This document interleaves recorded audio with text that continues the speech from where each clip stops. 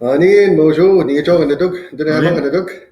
Chief Norman Bone and Corey Whitford back together again for the evening session of Tipi Talks. This is where we talk about local political progress and international political process.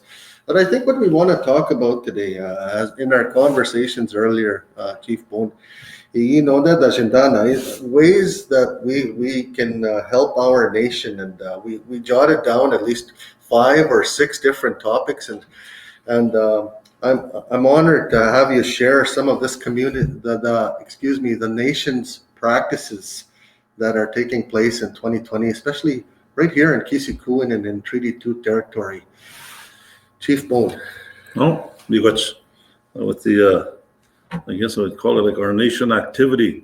During COVID or with the threat of the illness, we didn't completely just stay indoors and and disappear into our homes. We had some activities happening within our the reserve.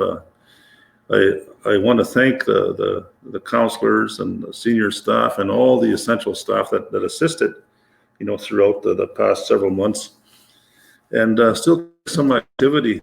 One of the things that we at the beginning of all this is as our kids were spending more time at home, out in a neighborhood, you could hear the kids playing outside. It was a long time that you could stand around outside and you can hear the children playing within their immediate homes, down a road or down a lane, and even on real quiet nights, quiet evenings, you could hear, across the valley. So that was, something positive to experience. We advised the workers along with his illnesses to try to do whatever they could to support family activity. And one of the things at the beginning of this was, there's a couple of things. Well, one of the things was the hot dog barbecue.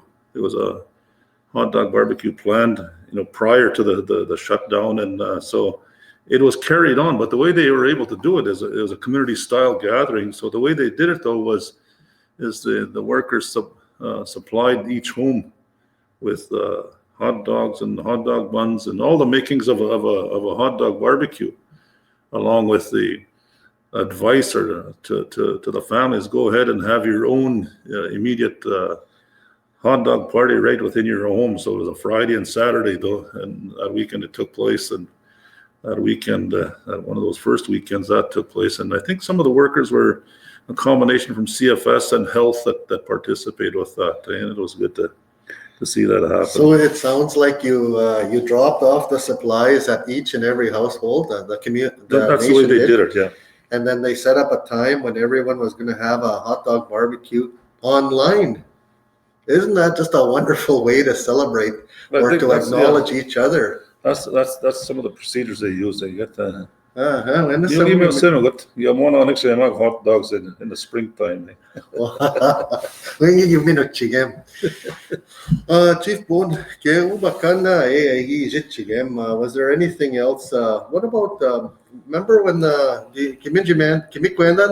when Chief David Crate from Fisher River Cree Nation announced on Facebook that there was fish available meaning the entire nation. Did you make use of that option? Yeah, we did. Very much. Thank you to Councillor Brad. He took those 2 pieces that we'd done. We did one ourselves because we were close to Clear Lake, and so we did some fishing there. And I remember some of our guys were invited, our people were invited to go and fish, and they did catch fish and supplied some within the community. I'm not sure if everybody got it, but sometimes it's a hit and miss, and people are not home. But there was about a week of fishing going on, and some of that fish was shared within the community. And our apologies if we missed somebody in the homes. And the second part of that was the announcement or the procedure taking place by Fisher River and Chief Crate was the announcement of the availability of a bunch of more fish for every community. So again, we took advantage of that, and I think a combination of finance staff and counselors and that all participated in organizing that activity until the day that that surprised us is when a semi pulled up with that much fish. We hadn't realized we were going to get that much fish, but Yeah. it was good in the end. We had enough to distribute to all the homes and in the community. And if we've missed them again, our apologies are still. As a matter of fact, we ended up buying some more freezers to stockpile what we had left over so that it wouldn't go into any waste. And on top of that, I think we also rented a couple cooler trailers at the park right within our immediate fire hall area. Is that like the semi trucks with the refrigerated semi Well, trucks? yeah, the semi, that showed up, and that's it. And I think when whether we had our numbers wrong and they gave us more or whatever happened, it anyways.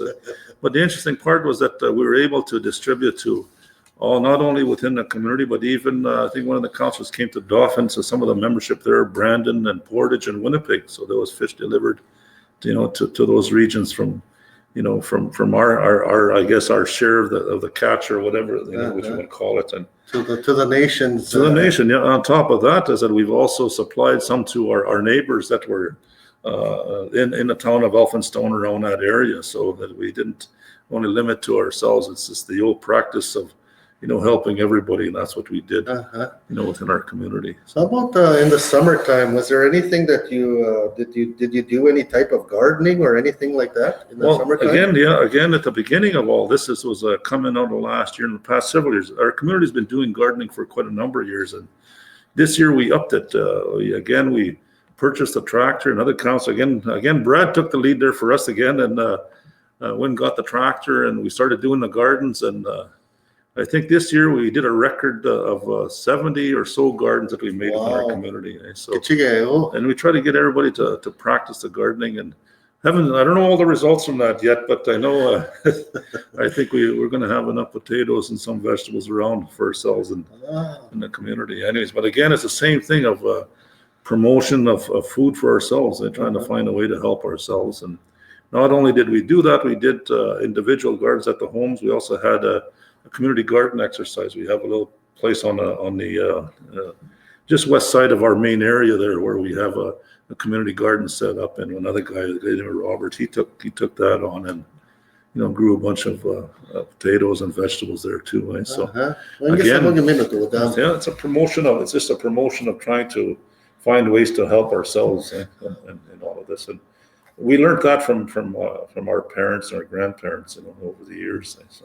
What about this season? We had hunting and gathering. Again,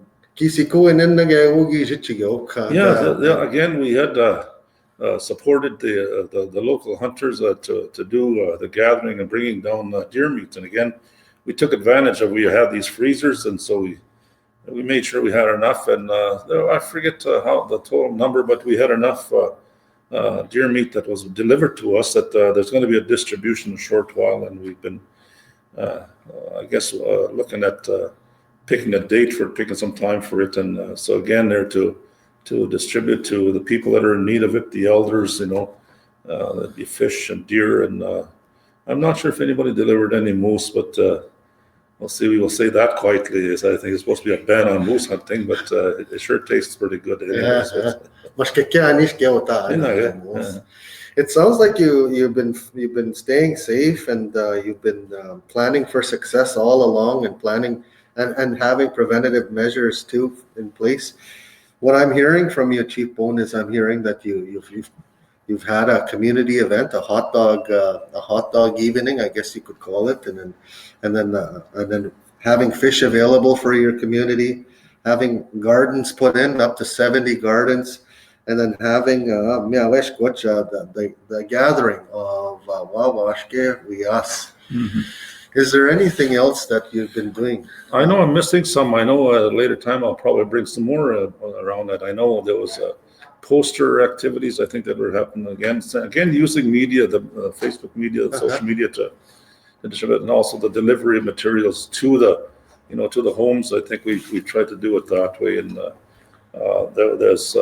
I know there is some other activities that are happening from the health program, and I think that we found a way anyways that you still have to carry on regardless of the threats around us, we still have to carry on with providing or assisting with communities events in a way that's safe for everybody. So, Chief Bone, do you have any plans for immediate plans going into the future? Any more of this type of programming that we've been hearing? We were just having a discussion yesterday at our office and about again kickstarting again like a Christmas light contest. So we've had that previous years. Again, we're activating that, saying go ahead, let's do that. And I think we have about 10 prize or more, for all the people to participate. And I think it's another activity about just getting outside around your house and making some decorations. Even though you might not be able to buy them at the store, but I'm pretty sure you could make something that would look like a decoration, that would create some Christmas cheer. Oh, well said, well done. How about, I think we've got room for one more topic. Well,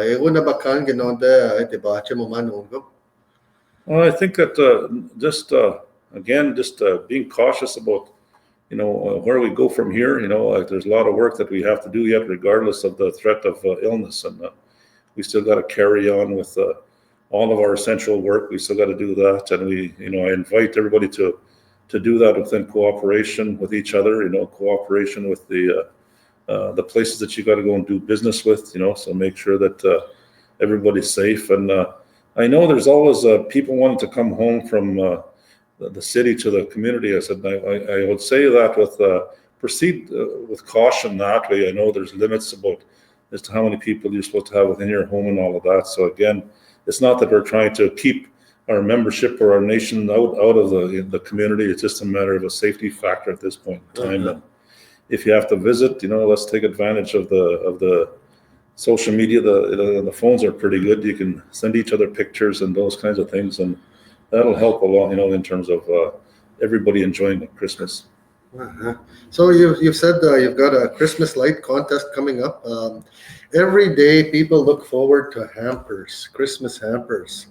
And I don't know if it'll be any different in Kisikuan this year.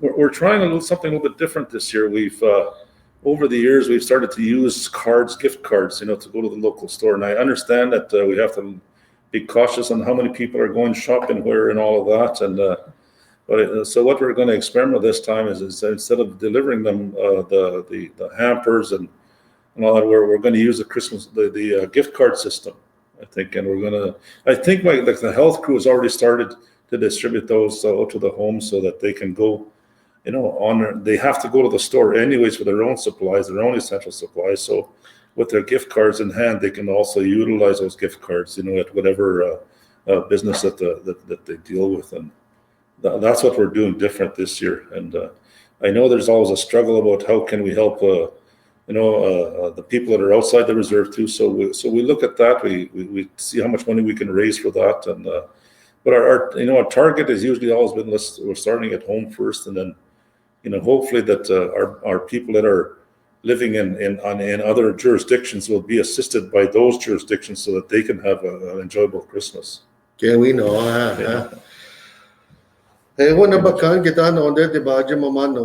we have the time to share with our nation.